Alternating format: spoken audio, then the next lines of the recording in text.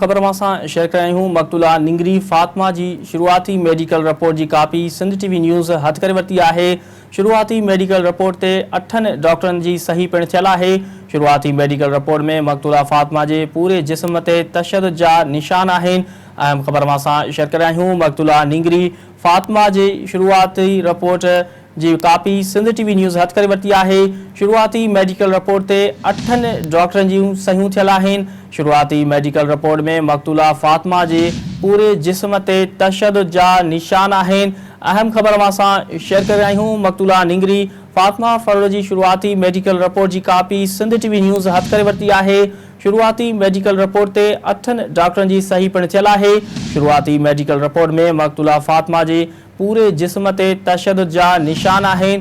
खबर में शेयर कर रही हूँ मक़तूला निंगरी फातिमा की शुरुआती मेडिकल रिपोर्ट की कापी सिंध टीवी न्यूज़ हथ करे वरती है। शुरुआती मेडिकल रिपोर्ट से 8 डॉक्टरन की सही पिण थियल है। शुरुआती मेडिकल रिपोर्ट में मक़तूला फातिमा की पूरी जिस्म से तशद्दुद जा निशान हैं। तफसील मालूम कंदासीं। टेलीफोन लाइन ते मौजूद है नवाब शाखा ब्यूरो चीफ ज़ुल्फ़िकार ख़ासकली।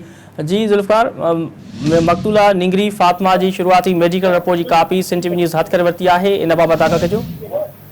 जी बिल्कुल तक मैं बुधाईंदो हलां त जेकी शहीद फातिमा फरड़ो जी जेकी ज़्यादती वारी तशद्दुद वारी कापी उहा सिंध टीवी न्यूज़ हथ करे वरिती आहे, जंहिंमें डॉक्टर जो पुलिस सर्जन पहिरीं ॿुधायो त उनखे ज़्यादती करण जी जेकी असां शवाहिद मिलिया आहिनि ऐं तस्दीक थी आहे। जॾहिं तशद्दुद करण जा बि शवाहिद मिलिया आहिनि, जंहिंमें डॉक्टर अमाला भंगवार चवणो हुयो त जेके सुका धक आहिनि उहे न्याणीअ खे लॻल आहिनि। अक्सर उनजे पेट में उहे धक लॻल आहिनि, ॿाहुनि ते जेके निशान आहिनि, मथे में उनखे धक लॻल आहिनि। उनखे बेदर्दीअ सां क़त्ल कयो वियो आहे। इन रिपोर्ट में बिल्कुलु उहा तस्दीक थी आहे। उनजो वधीक चवणो त वधीक असां जेकी रिपोर्ट आहे जंहिंमें फॉरेंसिक जो एक्सपर्ट ऐं ॿिया जेके टीम मेंबर हुआ, जंहिंमें डाउ मेडिकल यूनिवर्सिटीअ जी जेकी डॉक्टर्स हुई ऐं ॿिया जेको MS आहे नवाब शाह पंप्स जो उहो चेयरमैन हुयो ऐं बाक़ी जेके जुज़ा आहिनि उहे असां लेबोरेटरी ॾे मोकिलिया आहिनि। उहे हिकु हफ़्ते अंदरि जेके मुख़्तलिफ़ जेके रिपोर्टूं आहिनि अची वेंदियूं, जंहिंमें इहा वधीक तस्दीक थींदी त हिन सां इज्तमाही ज़्यादती थियल आहे या ही केतिरा चकर हिनखे हवस जो निशानो बणायो वियो आहे।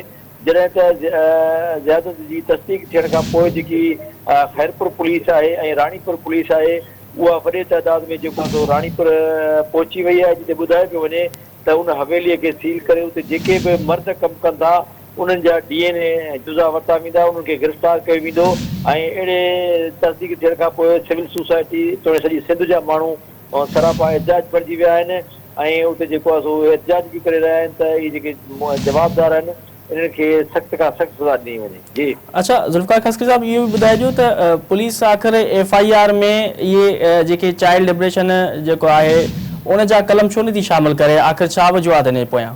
बिल्कुलु ही सिंध हुकूमत जो पंहिंजो कानून तहत मंज़ूर थियल आहे त चाइल्ड प्रोटेक्शन यानी चाइल्ड लेबर तव्हां नथा कराए सघो ऐं ही उन ज़िमरे में अचे थो। पर अफ़सोस आहे चवणो थो पए त सिंध हुकूमत सिर्फ़ु वाह जे लाइ कानून पास कंदी आहे, उन ते अमल न कंदी आहे। ही जेको जवाबदारनि ते चाइल्ड प्रोटेक्शन एक्ट तहत रियासत जे तरफ़ां हुकूमत जे तरफ़ां जेको आहे सो उहा FIR दाख़िल थियणु करे, पर इन वक़्त ताईं जेको मक़ामी पुलिस आहे उहा लवाए रही आहे। जॾहिं ॿुधाए पियो वञे त हिन में जेको डॉक्टर हुयो फताह मेमून जीअं इहा बयानु ॾिनो हुयो मीडिया खे त हीअ बीमारी में मुई आहे, या जीअं अमीर अली चांग आहे या जेको वॾो मुंशी आहे राणीपुर जो जेको सस्पेंड थियल आहे जेको गिरफ़्तार आहे, उनखे बि ॿुधाए पियो वञे त हींअर जेको आहे सो उते अदालत में पेश कयो वियो आहे त हिननि जुर्म लिकायो आहे ऐं हिन ॾोह लिकाइण में हुननि संगीन जी असां लापरवाही कई आहे ऐं उन्हनि जा जेके FIR में नाला ॿुधाए पियो वञे त शामिल कया विया आहिनि। जी अच्छा ज़ुल्फ़िकार ख़ासकरी साहब, इहो ॿुधाइजो मूंखे छा थो लॻे त छा हिन में केस में बासर धुरियूं विच में पइजी करे कंप्रोमाइज़ तरफ़ वेंदियूं?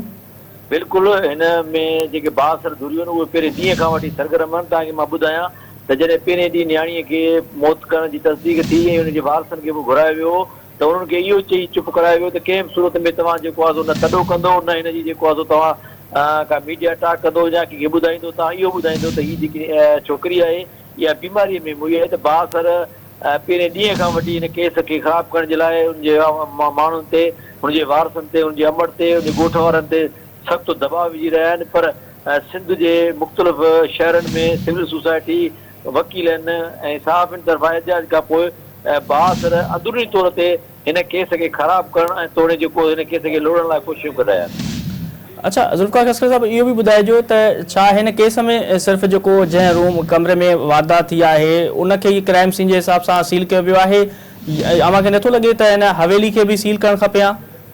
बिल्कुलु मुंहिंजी जंहिं ॾींहुं हीउ वाक़ियो थियो एसएसपी खैरपुर रॉयल खोसो हुनजो ॻोठु पहुतो हुयो त मां हुनखे उहो सुवाल कयो त तव्हां क्राइम सीन खे छो न कार्डन ऑफ कयो आहे, उनखे छो न सील कयो आहे, त हुन जेको आहे सो गोलमोल जवाबु ॾिनो ऐं हुन वक़्तु एसएसपी जेको उतां जो उन मौजूदा एसएचओ हुयो अमीर अली चांग उनखे बि बचाइण जी कोशिशि कई त हू जेको आहे सो एसएचओ स्टेशन हाउस ऑफिसर आहे, हुनखे इहो मैंडेट आहे त हू वञी कंहिं केस जी इंक्वायरी करे। त मां हुनखां इहो बि सुवाल पुछियो त एसएचओ खे कहिड़ी ज़रूरत पई त राति जे अंधेरे में वठी ऐं पंहिंजा मीडिया वारा माण्हू वठी या कैमरामैन वठी इहो बयानु थो ॾियारे, जंहिं ते एसएसपी चयो त उनजी असां इंक्वायरी कंदासीं ऐं जॾहिं एसएसपी इहो मामिलो मीडिया ॾिए त डीआईजी जेको आहे एसएचओ खे सस्पेंड बि कयो ऐं उनखे अरेस्ट बि करायो। ठीकु आहे ज़ुल्फ़िकार खस्कर साहब, अव्हां सां गॾु मौजूदु हुयो, वॾी महिरबानी।